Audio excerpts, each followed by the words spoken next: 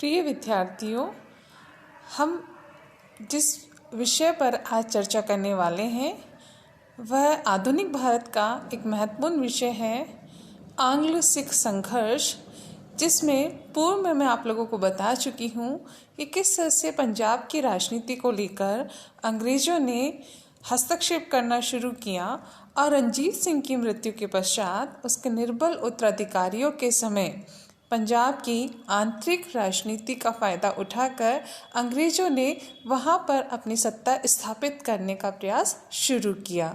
इसी क्रम में हम देख चुके हैं कि सिख राजनीति में डोगरा सरदारों का हस्तक्षेप लगातार दिलीप सिंह के शासनकाल में बढ़ता जा रहा था। सरदारों के आपसी संघर्ष का फ़ायदा उठाकर ब्रिटिश वहाँ पर अपनी सत्ता स्थापित करना चाहते थे। ऐसे में हम देखते हैं सिख सेना, जिसको रणजीत सिंह ने प्रशासन में बहुत अधिक महत्व दे दिया था, सिखों की सेना पर पूर्णतः निर्भरता थी। सेना की खालसा पंचायत द्वारा राजनीति में लगातार हस्तक्षेप किया जा रहा था। पैसों के बदले में ये शासक को, प्रशासन को सैन्य सहायता देते थे। इससे सेना का मनोबल लगातार बढ़ता जा रहा था। जिंदन द्वारा सिख सेना को सतलज पार क्षेत्रों पर अधिकार के लिए भी लगातार उकसाया जा रहा था। तो ये सीधे तरीके से 1809 की अमृतसर संधि की अवहेलना एक तरह से अंग्रेज़ों को लग रही थी। ऐसे में हम देखते हैं कि अंग्रेज़ों की नीति भी पंजाब की राजनीति को लेकर बहुत ही महत्वाकांक्षी थी। पंजाब पर पूर्णतः अपना आधिपत्य वो स्थापित करना चाहते थे, जिससे कि उत्तर पश्चिम सीमांत में अफगानिस्तान के बढ़ते हुए हस्तक्षेप को रोका जा सके। पंजाब पर अधिकार करके उत्तरी भारत पर अंग्रेज पूर्णतः अपना प्रभुत्व स्थापित करना चाहते थे। ऐसे में हम देखते हैं जो स्वार्थी सिख नेता थे, गुलाब सिंह, लाल सिंह, तेज सिंह, इन्होंने अंग्रेज़ों के साथ साठगांठ करना शुरू किया।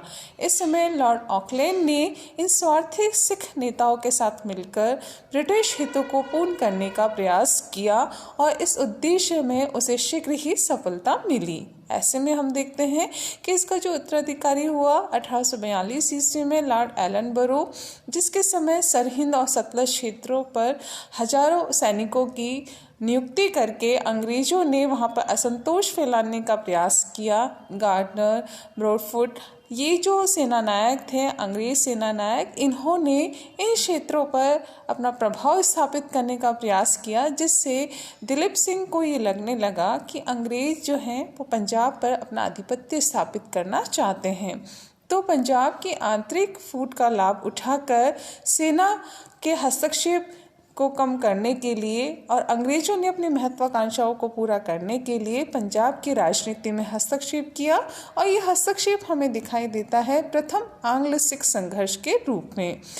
पूर्व में मैंने आप लोगों को बताया कि महाराजा जो रणजीत सिंह थे, इनका अंग्रेज़ों के साथ बहुत ही अच्छा संबंध रहा था, परंतु इनकी मृत्यु के पश्चात दिलीप सिंह और जो निर्बल उत्तराधिकारी हुए हैं, रानी जिंदन का जो प्रशासन में हस्तक्षेप बढ़ रहा था, इन सब के कारण अंग्रेज़ों को वहाँ पर अपना आधिपत्य स्थापित करने का अवसर मिल गया था। ऐसे में हम देखते हैं 1845-46 ईस्वी में जो प्रथम आंग्ल सिख संघर्ष हुआ है, इसमें प्रथम युद्ध लड़ा गया, जिसमें सिख सेना का नेतृत्व किया था लाल सिंह ने। ये युद्ध इतिहास में मुद्की युद्ध या फिरोजपुर युद्ध के नाम से जाना जाता है। 18 दिसंबर 1845 ईस्वी को आंग्ल सिख सेनाओं में मुद्की युद्ध हुआ और इस संघर्ष में सिख सेनानायक लाल सिंह सर ह्यूगो द्वारा पराजित हुए। दूसरा संघर्ष हुआ फिरोजशाह युद्ध 21 दिसंबर 1845 ईस्वी को, जिसमें सिख सेना का नेतृत्व किया है तेज सिंह ने और ये भी युद्ध में पराजित हुआ। परंतु तीसरा जो युद्ध हुआ है 21 जनवरी 1846 ईस्वी को, इसमें सिखों ने अपनी शक्ति को संगठित किया और रंजूर सिंह ने इस समय सिख सेना की कमान अपने हाथों में ले रखी थी।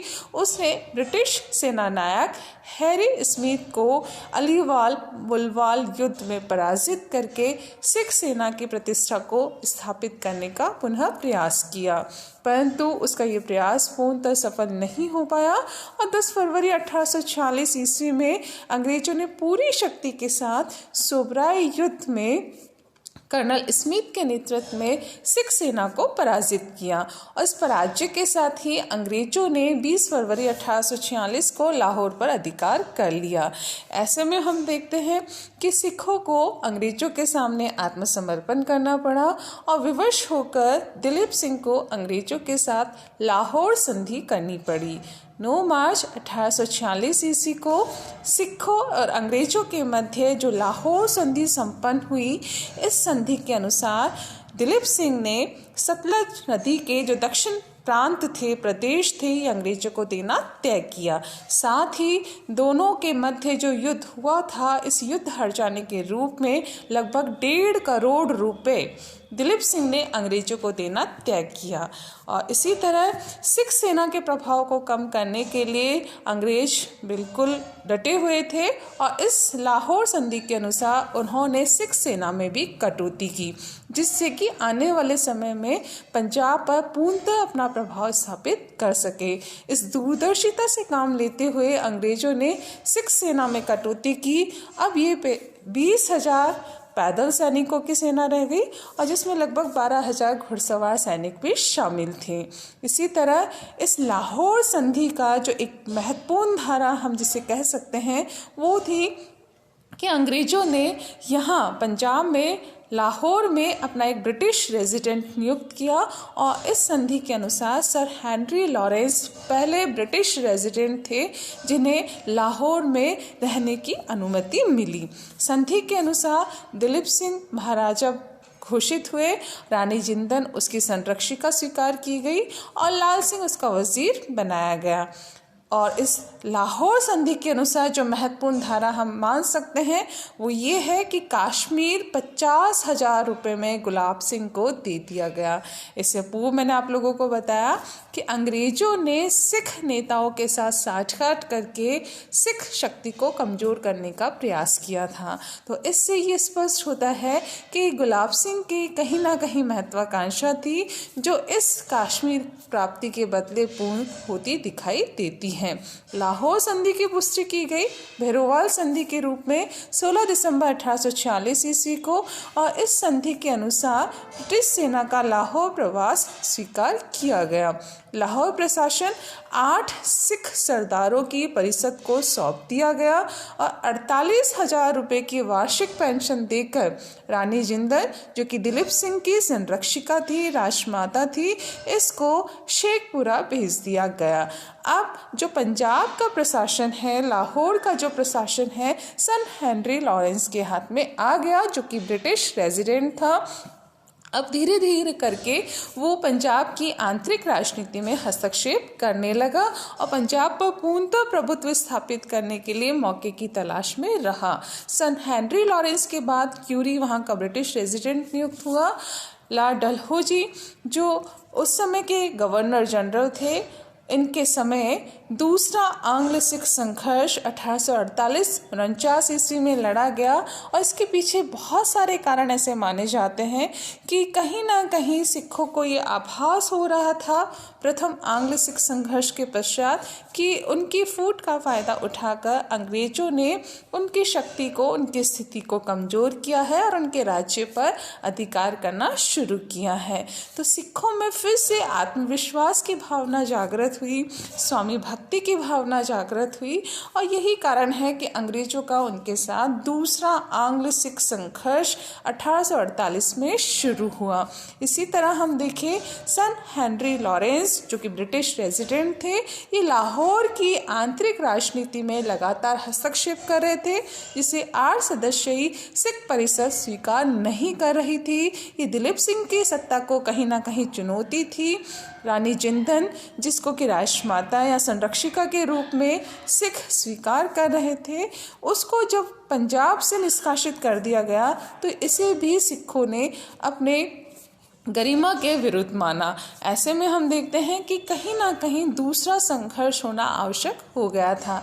इसी तरह प्रशासन के जो उच्च पद थे उस पर अंग्रेजों ने अपने स्वार्थी, अपने जो चाटुकार थे उन लोगों को नियुक्त करना शुरू किया।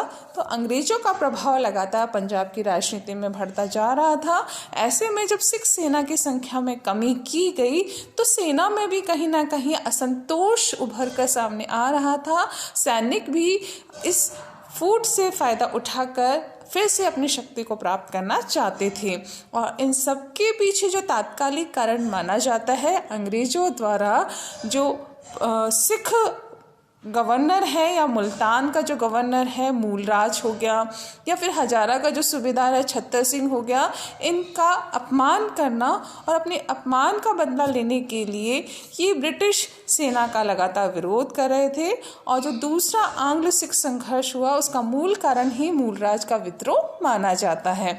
ऐसे में हम देखते हैं कि जब दिलीप सिंह के ससुर छत्तर सिंह का भी अंग्रेजों ने अपमान किया, जो शेर सिंह के पिता थे, तो ऐसे में अंग्रेजों में और सिखों में संघर्ष होना आवश्यक हो गया था। दोनों सेनाओं के मध्य दूसरा आंग्ल सिख संघर्ष लड़ा गया लॉर्ड डलहौजी के समय 1848-49 ईस्वी में, जिसमें पहला जो युद्ध हुआ रामनगर युद्ध 22 नवंबर 1848 को शेर सिंह और ह्यूगो के मध्य ये संघर्ष हुआ। और इस संघर्ष में किसी को भी पूर्णतः सफलता नहीं मिली। चिलियन वाला युद्ध 13 जनवरी 1849 को लड़ा गया शेर सिंह और लॉर्ड गफ के मध्य, और इस युद्ध का भी कोई निर्णय निकलकर नहीं आया। आगे हम देखते हैं इतिहास में जो युद्ध गुजरात युद्ध या तोपों के युद्ध के नाम से भी जाना जाता है, क्योंकि इस युद्ध में तोपों का बहुत ज़्यादा प्रयोग हुआ था। 21 फरवरी 1849 ईस्वी को गुजरात युद्ध, और इस युद्ध में चार्ल्स नेपियर जो ब्रिटिश सेनापति था, इसके हाथों सिख पराजित हुए। और इस पराजय के साथ ही अब अंग्रेजों का पंजाब पर पूर्णतः प्रभाव स्थापित हो गया। 29 मार्च 1849 ईस्वी को लॉर्ड डलहौजी के समय चार्ल्स नेपियर के नेतृत्व में ब्रिटिश सेनाओं ने पंजाब पर अधिकार कर लिया। 5 लाख वार्षिक पेंशन देकर दिलीप सिंह को और उनकी मां रानी जिंदन को इंग्लैंड भेज दिया गया। और इस तरह से 1849 ईस्वी को पंजाब पर अंग्रेजों का पूर्णतः प्रभुत्व स्थापित हो गया। इस तरह से हम देखते हैं कि अंग्रेजों ने अपनी महत्वाकांक्षाओं की पूर्ति लगातार इन युद्धों के माध्यम से की, और इस तरह से प्रथम और द्वितीय आंग्ल सिख